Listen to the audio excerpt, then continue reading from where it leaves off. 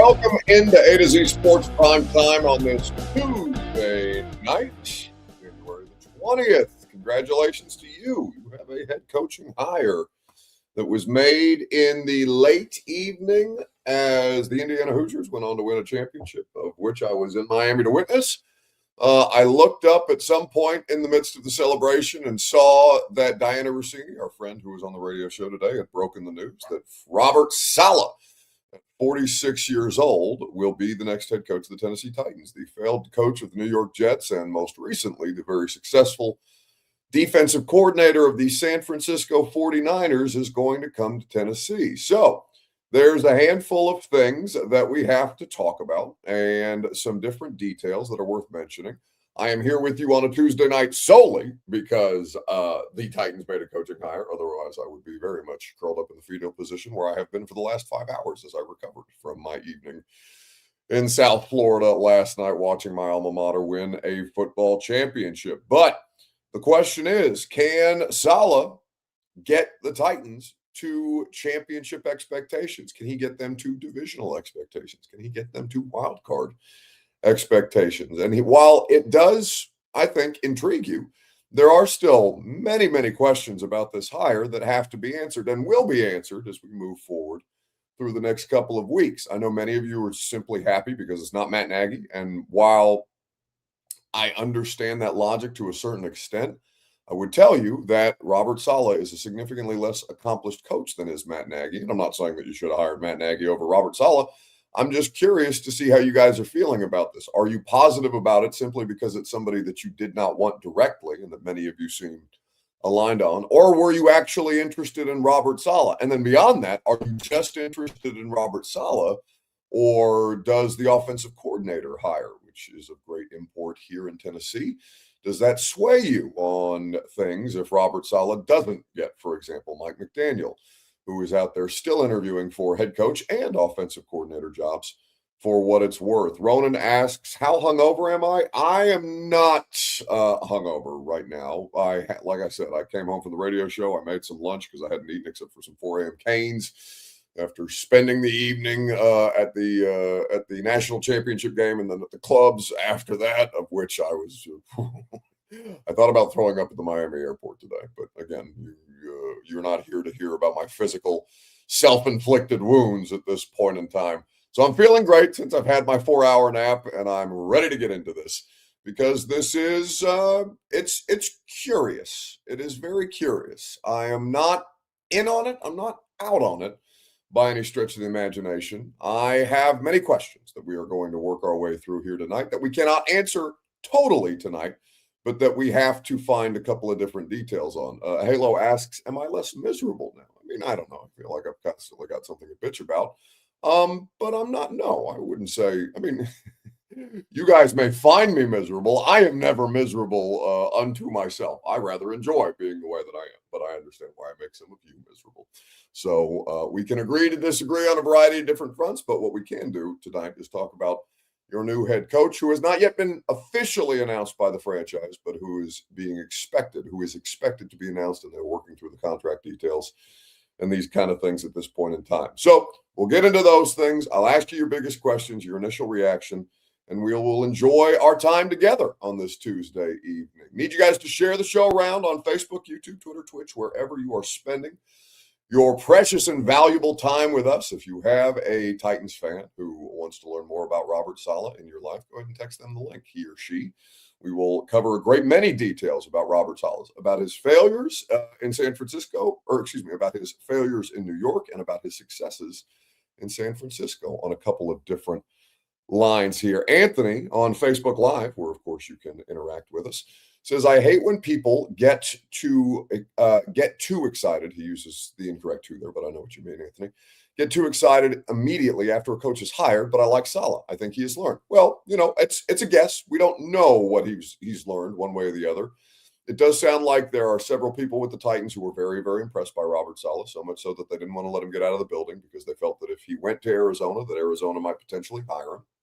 It also sounds like there was a pretty strong movement to hire Matt Nagy in the building, i.e. Mike Borgonzi, and there have been some conflicting reports on that. In fact, an initial report And I talked to Tehran about this earlier today, and I understand his explanation, but I do think it's worth noting because I did hear that there was a little bit of messiness, and there's always some messiness involved with this kind of stuff, but that it wasn't cut and dry, that Saleh was not necessarily a consensus opinion, but that things within the building, a la ownership, did sway in favor of Robert Saleh over Matt Nagy.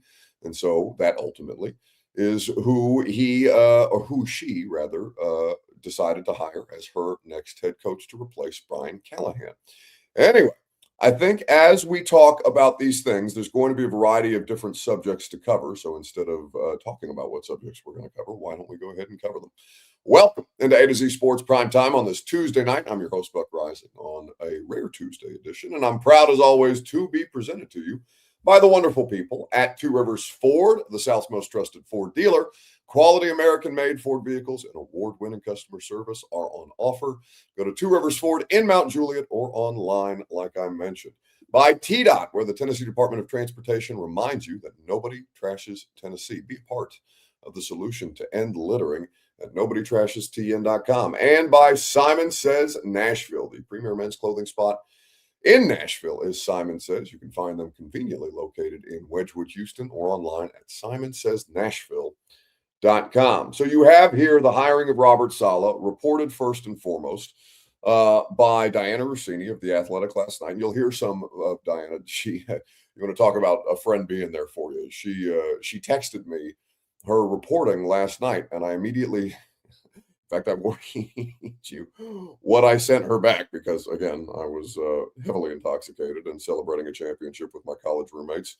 Who flew down to South Florida flew into South Florida, not with me, but we've got one lives in Miami, the other, you don't care about that. Another one from LA, but you understand my point. But Diana was concerned about the fact that I was not putting out any Titans information whatsoever. And so let me look at the time that she texted me her news.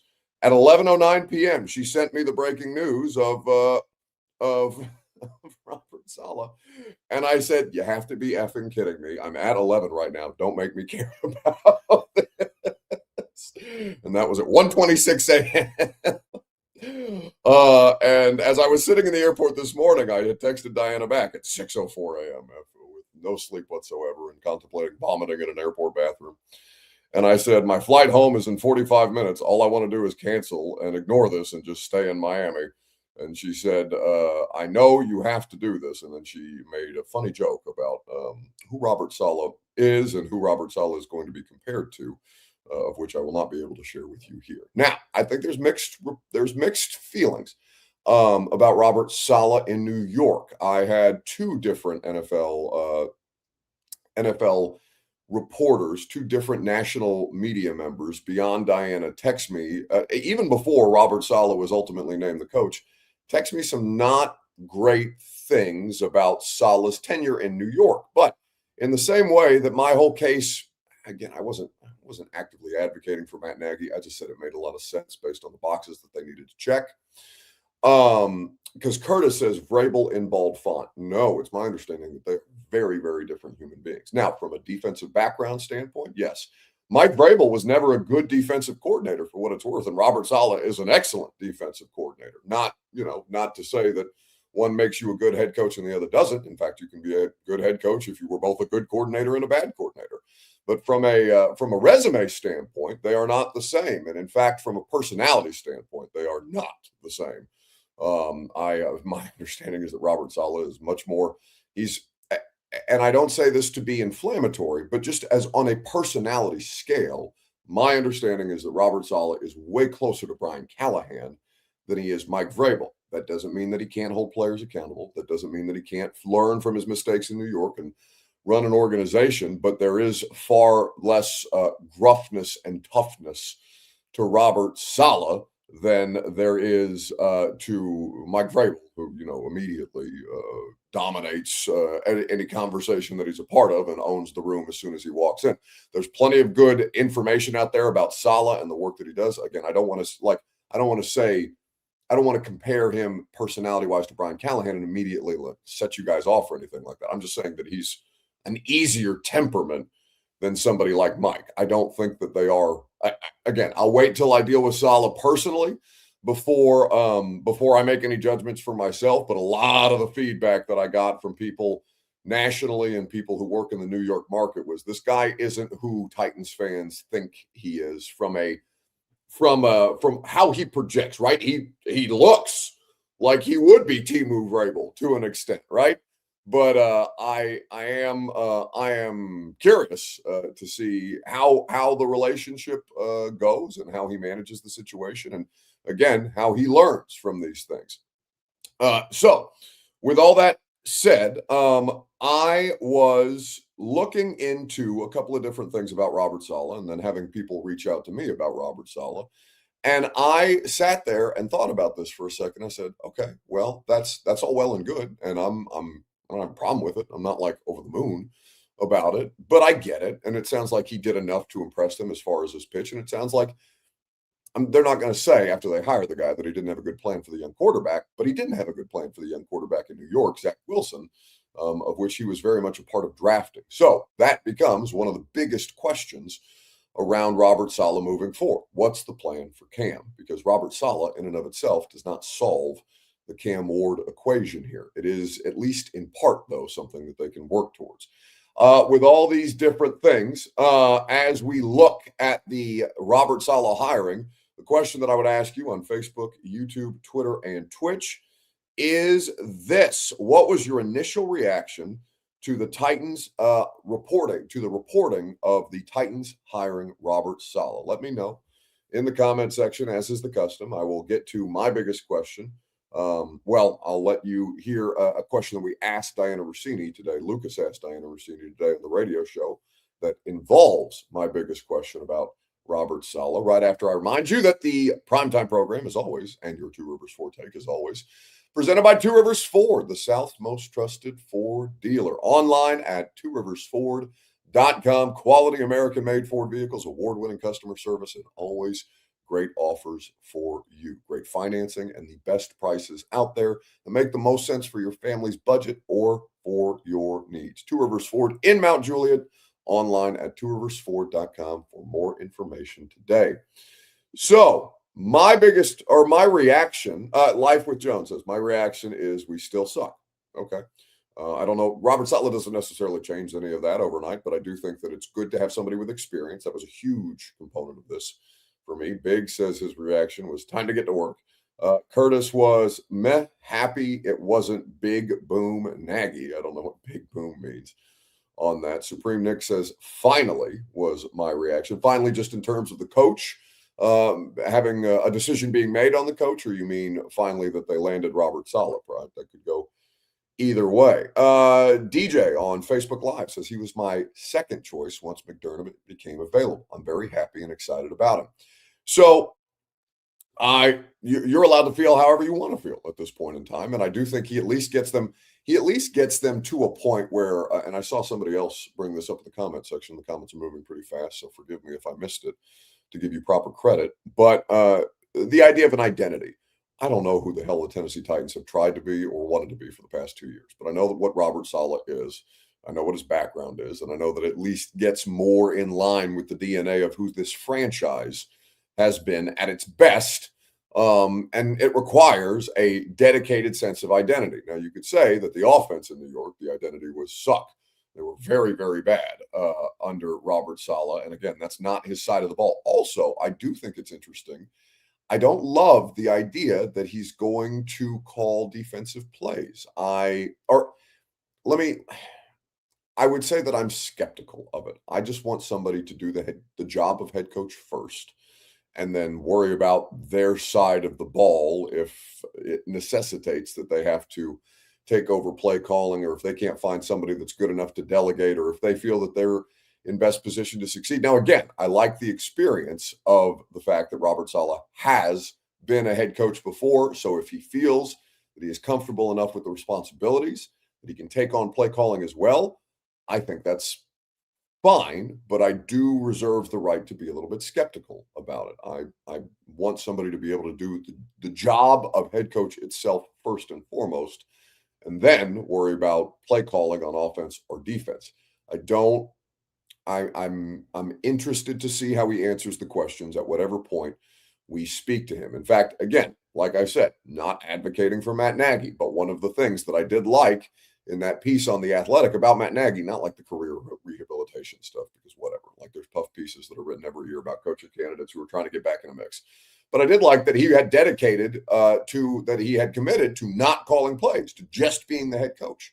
And that, to me, showed a level of maturity and growth that I think is necessary in this. Now, if Robert Saleh looks around and says, I can do this and that at the same time, and he pulls it off, more power to him. Like, he's a very good defensive coordinator. You can do a lot worse, and it saves you some trouble as far as that side of the ball. You know that Robert Saleh can put those defensive players in position to succeed.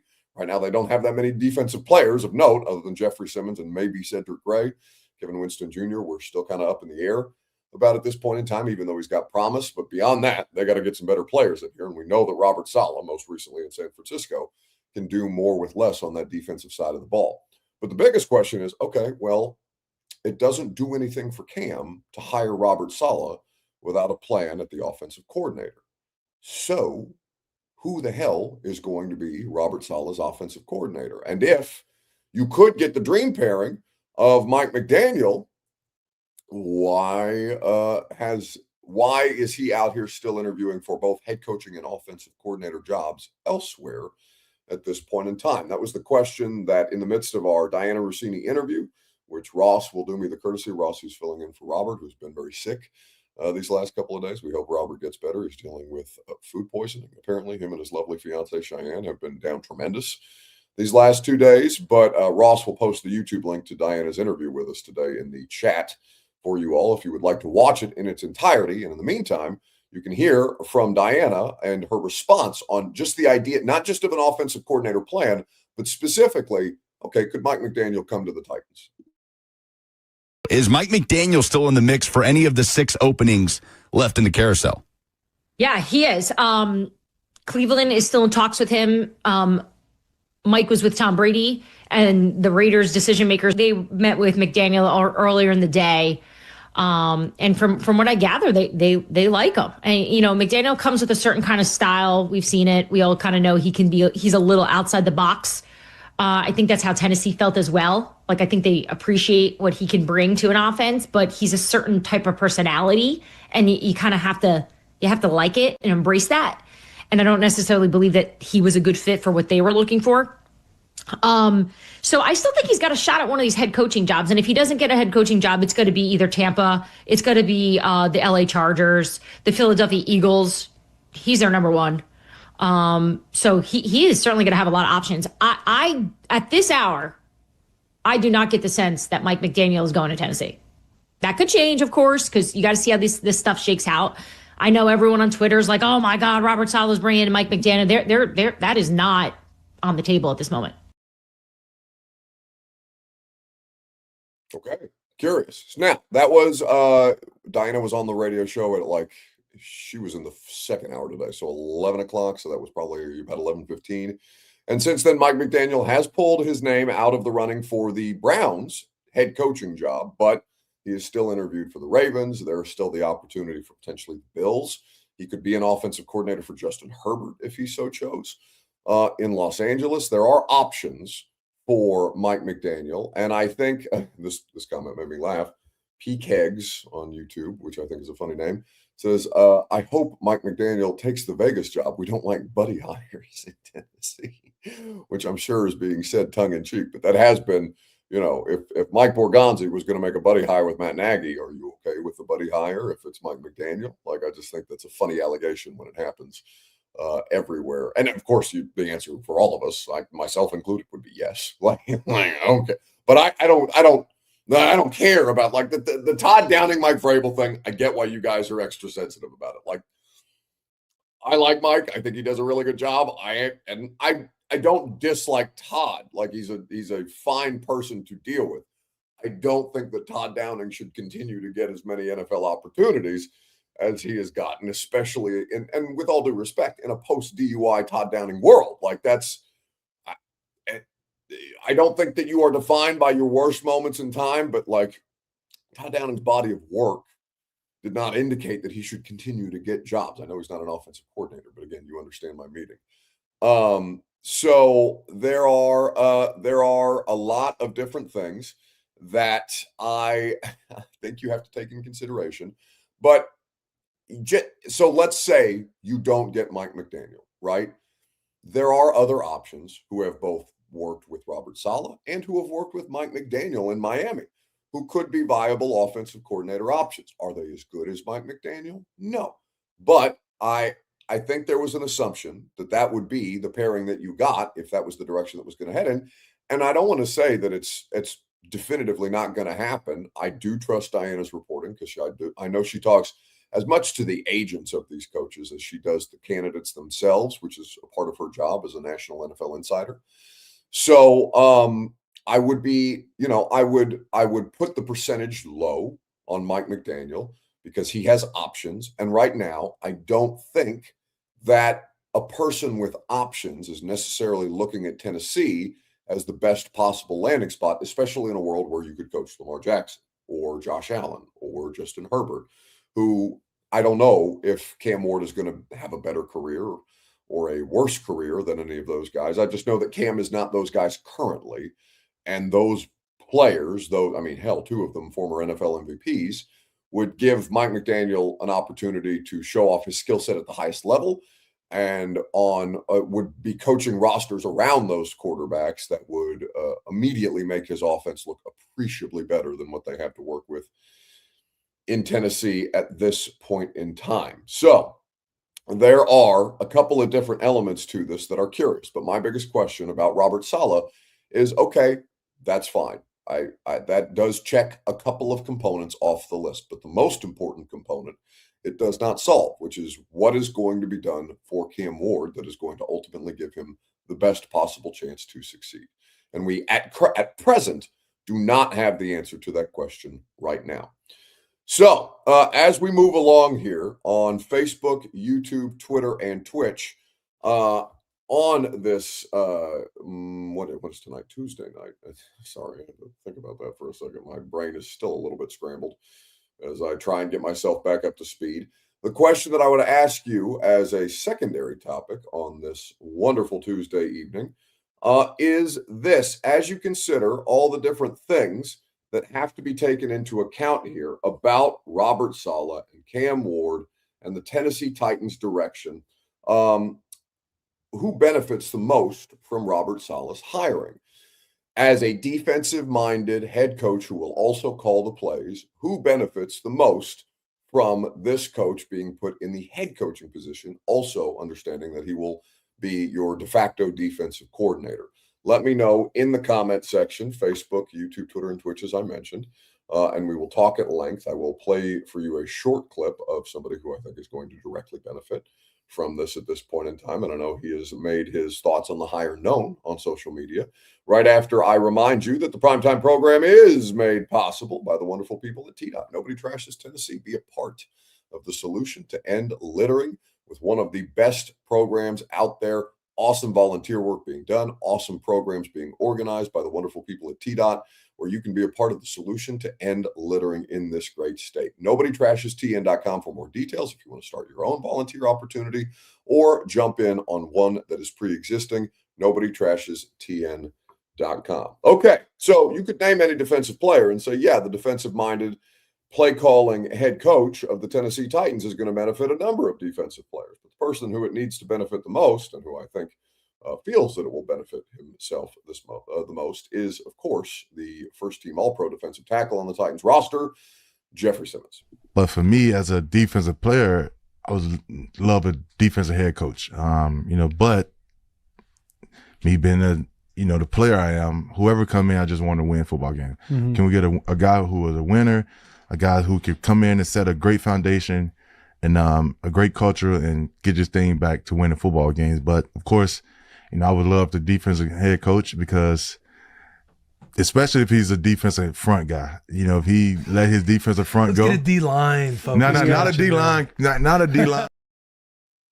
So that's Jeffrey Simmons on the most recent episode, which I believe came out this morning, of Buzzing with the Boys. Taylor Lewan, Will Compton talking about a defensive-minded head coach. And that was prior to the announcement being made or the reporting being done on Robert Saleh.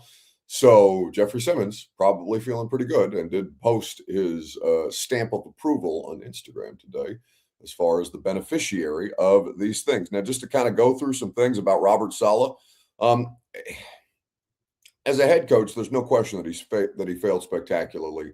And your concern is, okay, he didn't have a good plan for the young quarterback that they drafted last time in New York, and gave up on Sam Darnold. They traded him away to the Carolina Panthers for a bag of peanuts. How much of that was Joe Douglas versus Robert Saleh? Either way, Robert Saleh was a part of the decision-making process.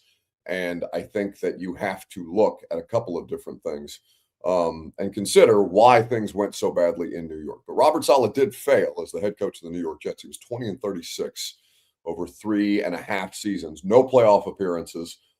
He did go which was interesting. He was in Green Bay as an offensive consultant, before going back to the Niners this season for a second stint as their defensive coordinator, where, of course, he acquitted himself very, very well because they lost Fred Warner. They lost Nick Bosa. They were down to all kinds of backup and third-string pieces and parts that they were able to scheme up a good enough defense. They weren't a great defense by any stretch of the imagination, but given the circumstance, they did a really good job.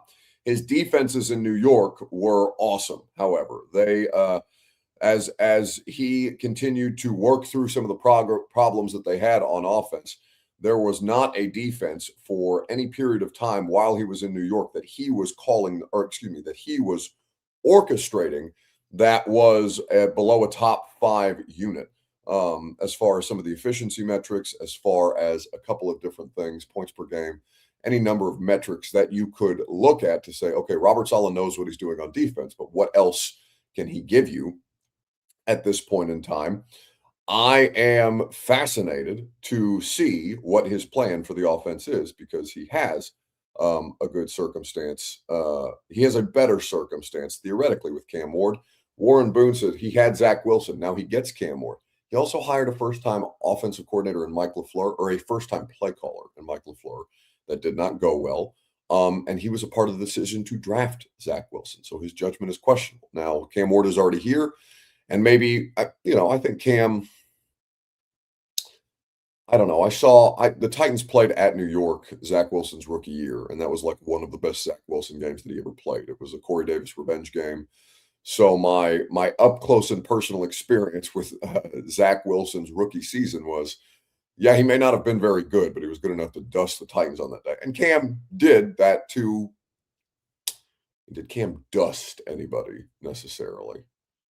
I would say that he had some moments where he certainly gave them an opportunity to succeed. I would say that his performance in San Francisco was probably my favorite of his performances. Ross, you're trying to mouth something at me. Chiefs was one of the better games that he played, certainly. And, Kansas City dealing with what they were. It's still a quality defense, and I thought Cam Ward acquitted himself pretty well, even though that was their first game from playoff elimination. So maybe Zach Wilson's game against the Titans his rookie season was Cam Ward's game against the Chiefs, and they didn't have many other situations to cite. I wouldn't say that one is appreciably better as a rookie than the other. Now, maybe Cam gives you a higher ceiling. We don't know the answer to that question yet. Theoretically, Zach Wilson was a better prospect coming out of BYU. But I understand that there are fair criticisms of both Zach Wilson and Cam Ward, and that you would like to be more optimistic as a Titans fan about the trajectory of Cam Ward. I do not begrudge you that whatsoever. I'm just saying that they did make a decision to change quarterbacks from Sam Darnold at the time to Zach Wilson, and that Robert Saleh was at least in part a reason for that decision. Supreme Nick said Wilson had better receivers. So who else was that? Was Malachi Corley on that Jets? I don't think. I mean, Corey Davis probably would have been the best player. You're talking about rookie year Zach Wilson? Rookie year Zach Wilson. Give me some wide receivers for rookie year Zach Wilson. Corey, Keelan Cole, Braxton Berrios. I don't think it's better, really. I'm not saying it's worse, but about the same. Yeah, I'd probably say push at that point in time. And that was at the midpoint of the season, so I'm sure there were some injuries and things like that. They probably weren't a complete – nobody's there at the time. Corey Davis was a high draft pick, so you didn't have a higher draft pick on the Titans roster, a wide receiver. for Cam last year than you did in Corey Davis. But we all understand. I mean, Corey Davis, if you get picked 5th overall, you have to be Julio Jones. And, we understand that Corey was very much not that at that particular point in time. So we'll see what happens with Robert Saleh and his decision-making around the offensive coordinator, but we know that the defensive guys will benefit the most. Quickly on the way out the door, I'll remind you that the Primetime program is made possible by the wonderful folks at Simon Says Nashville, where you can dress for success and be the best version of yourself with the premier men's clothing spot in Nashville and enjoy their 1-year anniversary party coming up on the 24th. In fact, I will probably be there, and I will probably be picking up some new pieces at Simon Says Nashville, and you can do so for 40% off on a variety of their different offerings. SimonSaysNashville.com for more information. That is going to do it for us tonight. We'll obviously keep you updated. I'm going to do the Primetime show the rest of the week now that I'm back from Miami. And we appreciate you guys giving me the night off for the national championship game last night. It was awesome. Indiana is good at football in ways that I cannot even begin to explain. It's crazy to me. The first 16-0 team in damn near 200 years of football. I'm not going to say it's the first undefeated champion at this point in time, the way that I did through a brain frog today on the radio show. But I'm sorry. Do I need you here for something? I was going to correct you, but you corrected yourself. Very good. Be gone. So I am feeling significantly better than I was on the radio show today. And I do appreciate you all giving me a little bit of grace on the radio show today. Not much, but a little bit. And I will be appreciably better. Maybe not appreciably better, but I'll be slightly better tomorrow when we reconvene at 10 a.m. tomorrow morning on 104.5 The Zone with Jason Fitz. We'll keep you updated with press conference announcement. I did text Titans PR, this morning, and they said no press conference announcement is imminent for the time being.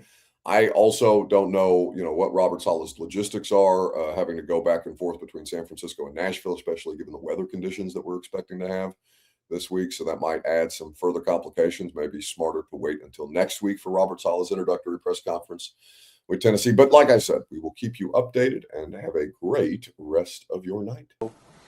I mean, if we keeping the buck right now, we ass. So we 0-4.